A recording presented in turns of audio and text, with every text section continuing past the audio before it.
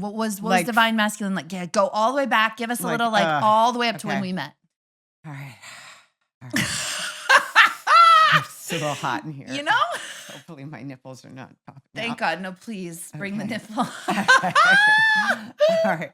So I think like so many women, we have a lot in common, but I think that we both had abuse patterns in our family that were unbelievably hurtful and painful, and in a way designed us to be the women that we are today, because we became like heat-seeking missiles to liberate women, especially women who came from abuse patterns that were deep or generational, or because I don't think you can encounter a woman who hits age 15 who hasn't hit some kind of verbal abuse, violence, sexual abuse. Just there's so many ways which a woman can be flattened by the masculine. And for both of us, we had these patterns inside of our own families. And so I think that from that time, it was kind of like my destiny to try to figure out what the fuck, like how could I connect and have that sense of ecstatic love, partnership, surrender, when I was fucking terrified, literally scared to death of men, because the experiences I had been so violent, and I hadn't ever felt trust. I never felt held. I never felt loved. So I didn't have it inside my body, but it didn't mean I didn't want it. And I feel like so many women have that same longing without having the patterning inside of them, but the longing doesn't go away. And I feel it's almost like this place in the evolution of our culture where that union between man and woman is not just personally evolutionary, but required by our world for its unfolding and for its healing. Because and at the same time, it's like, the amount of single households is increasing, the amount of divorce, the amount of people who are not risking partnership is increasing. So it's terrifying, not just for me and for you at a certain time in our lives until very recently, but it's kind of global. Yeah.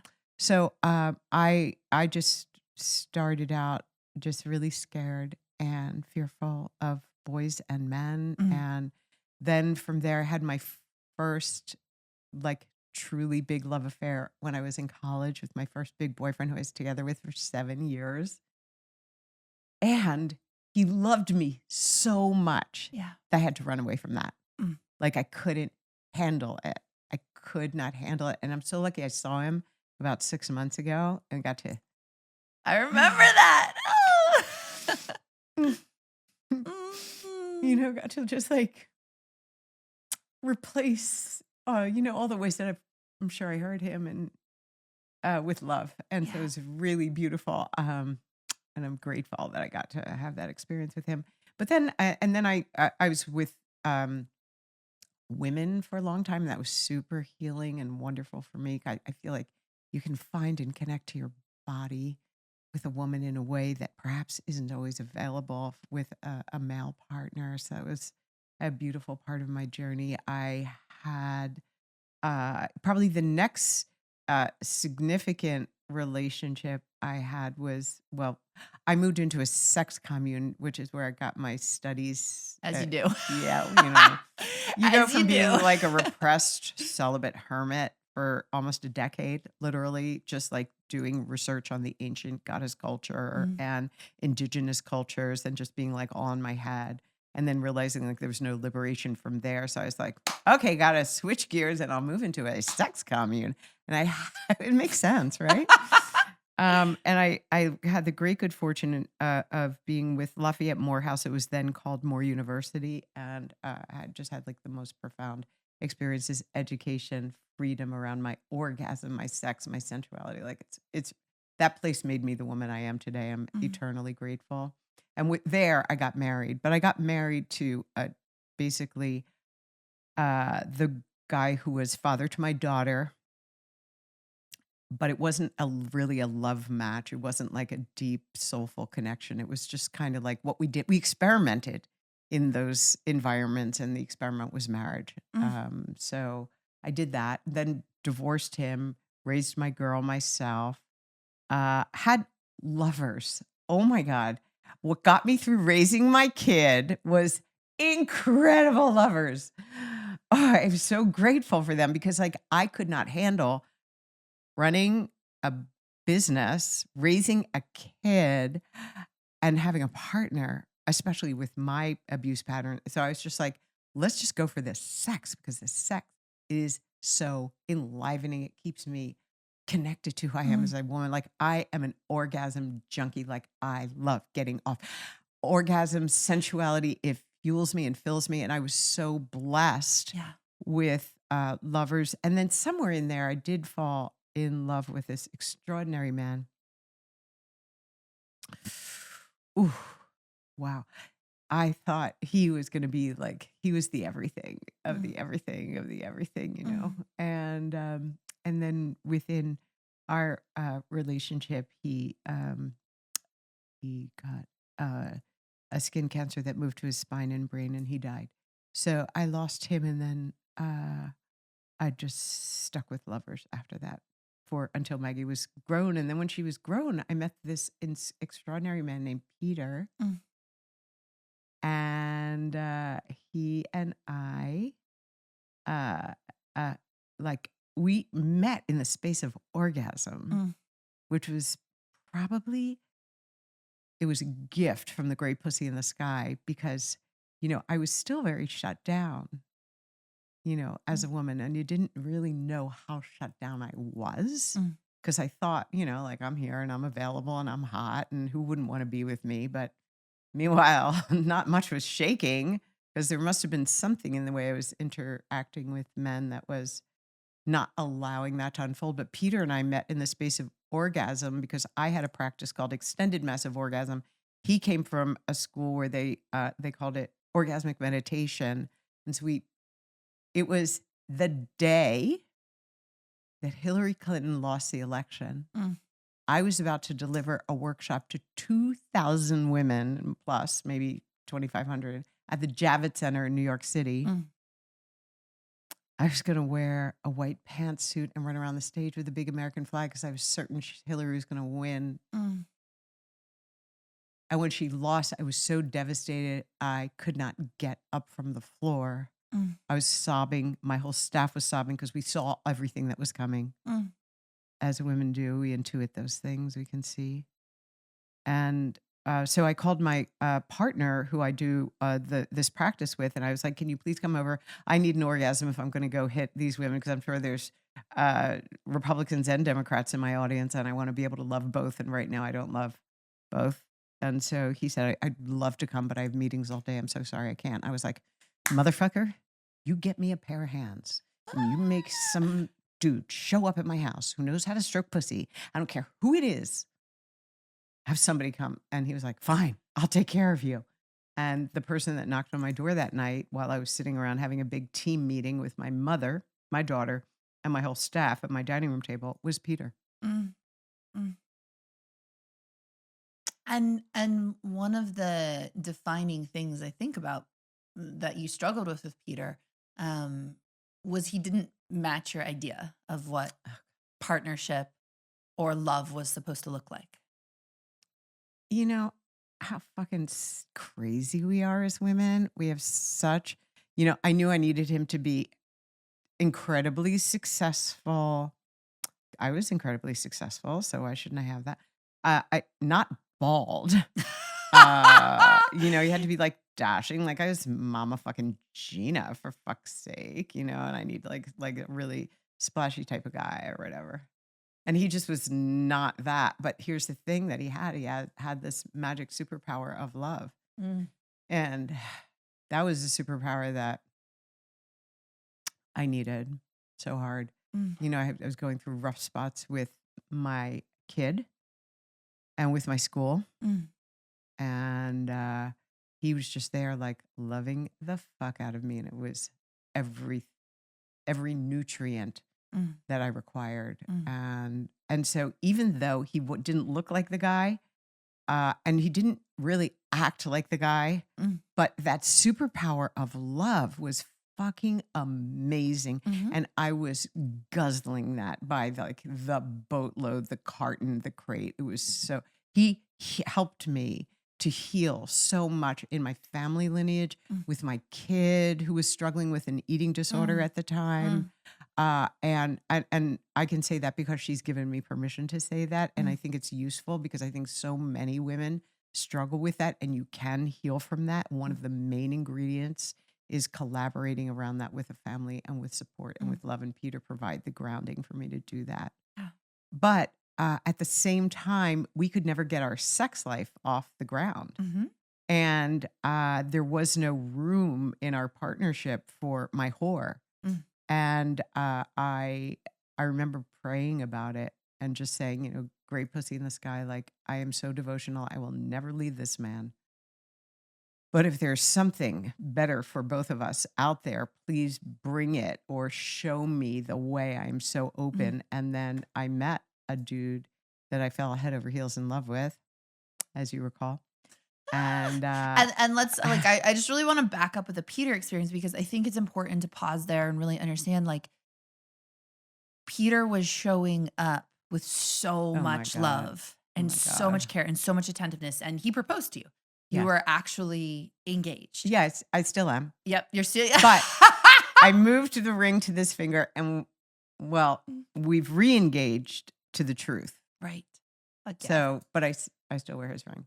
And I remember, so, you know, at that time I had by then come into your life, right? Yes, Like actually, you we had. actually met each other because you wanted coaching for you and Peter. Yeah, I remember. So there was like these early kind of sessions. Yes, we tried. And We working tried. on the We were polarity. trying to, you know, put some polarity in.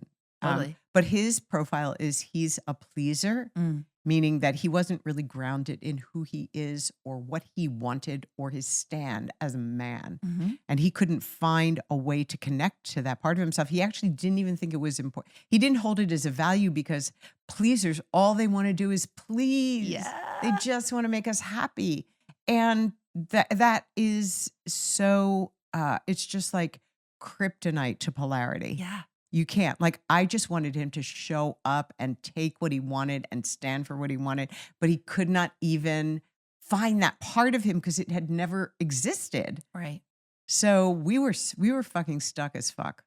And it feels like you kind of spun through, you know, so many of the archetypes that women have. Like, I'll try like whatever version of marriage, like white picket fence, like let's do Yeah. this. Like, even if it's not a white picket fence, I'm still gonna go for it. Yep.